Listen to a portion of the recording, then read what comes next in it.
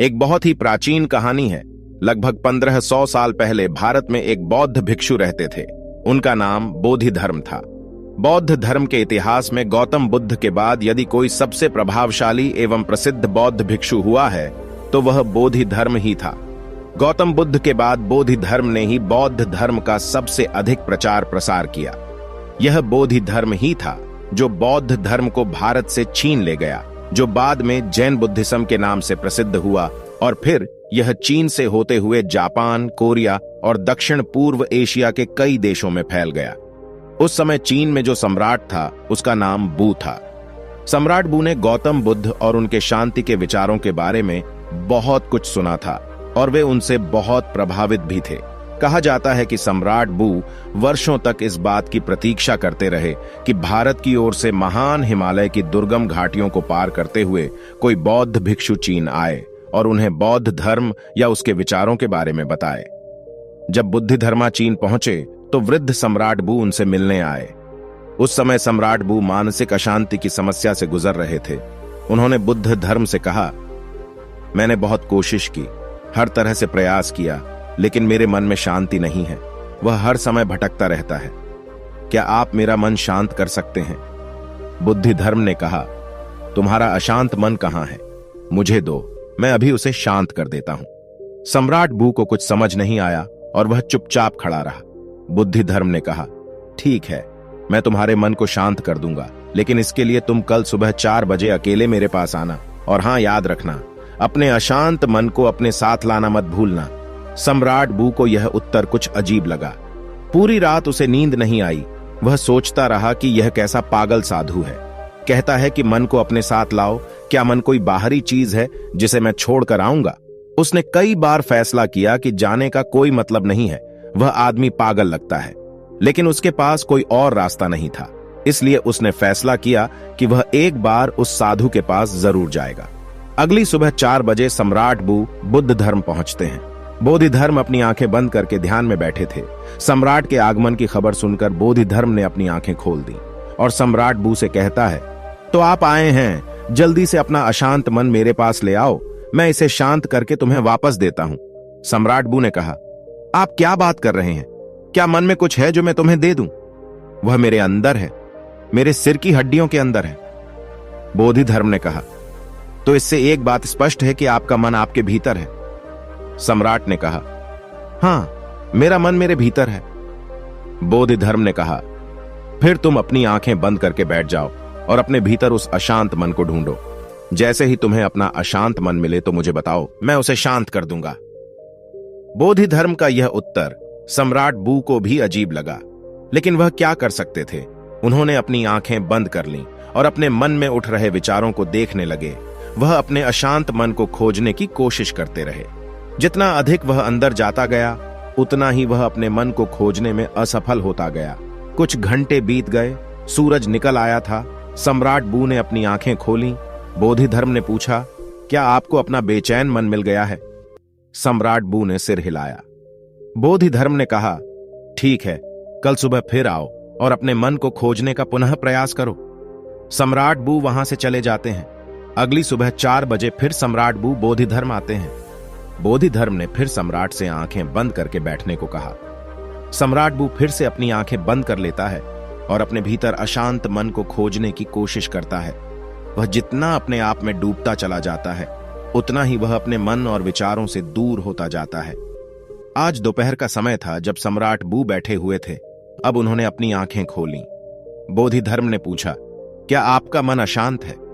जाते समय बोधि धर्म ने फिर पूछा, क्या आपका मन अशांत है? सम्राट बू ने फिर सिर हिलाया। बोधि धर्म ने कहा, ठीक है, कल सुबह फिर आना। आज सम्राट बू सुबह 3 बजे ही आ जाते हैं और बैठकर अपने भीतर अशांत मन को खोजने लगते हैं।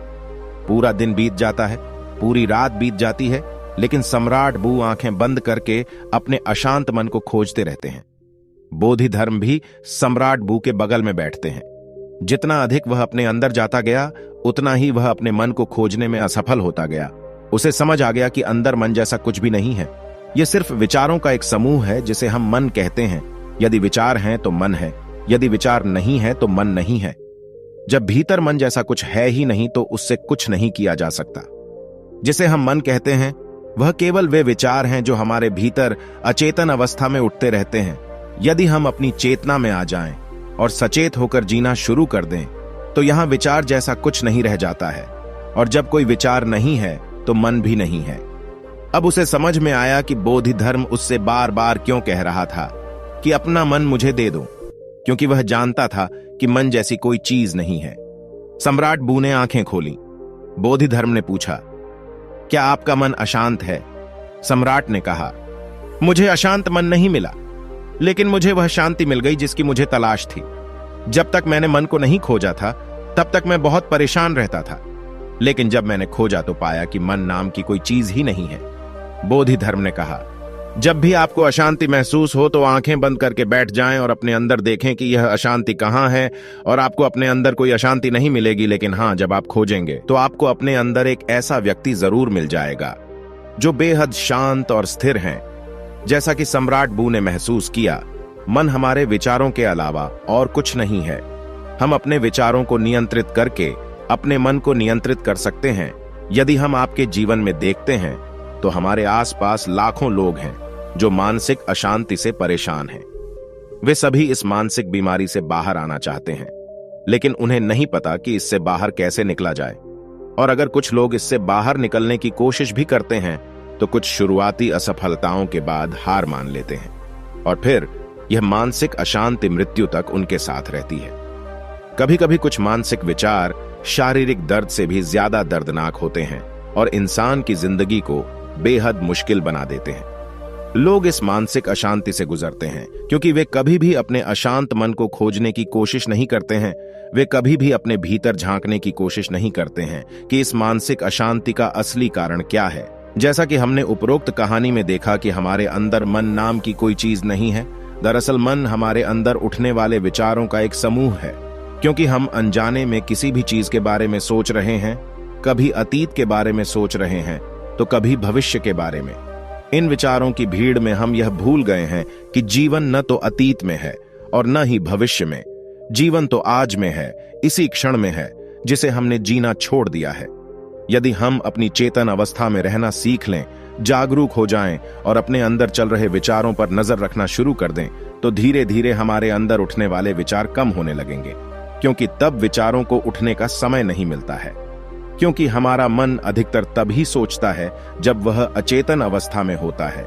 इसलिए जैसे जैसे हमारी जागरूकता बढ़ती है, हमारे विचारों की तीव्रता कम होती जाती है, और जब हम विचारों से मुक्त हो जाते हैं तो हमारा मन गायब हो जाता है, और यह हमारे लिए कोई समस्या नहीं बल्कि खुशी और शांति का स्रोत बन जाता है। तो अब से जब भी आपको अपने जीवन में अशांति या किसी भी तरह का दुख महसूस हो तो चुपचाप आंखें बंद करके बैठ जाएं और अपने अंदर उठते विचारों को देखना शुरू कर दें। इन बढ़ते विचारों को रोकने की कोशिश मत करो, बस उन्हें आने और जाने दो और इन विचारों में मत फंसो। आप बस उन्हें ऐसे देखें जैसे आप किसी सड़क के किनारे खड़े हैं और आते जाते कारों को देख रहे हैं। कारें आती जाती रहती हैं, ऐसे ही विचार आएंगे और जाएंगे, आपको बस उन्हें देखते रहना है। धीरे धीरे समय के साथ ये विचार आना बंद हो जाएंगे और अंत में आप खुद को एक ऐसे व्यक्ति के रूप में पाएंगे जो अंदर से पूरी तरह से स्थिर और शांत है। आशा है कि आपको यह वीडियो पसंद आएगा। दोस्तों, आज की वीडियो में बस इतना ही। अगर वीडियो पसंद आई हो तो हमारे स्टोरी बुद्धधा यूट्यूब चैनल को सब्सक्राइब कर ले। वीडियो को पूरा देखने के लिए धन्यवाद।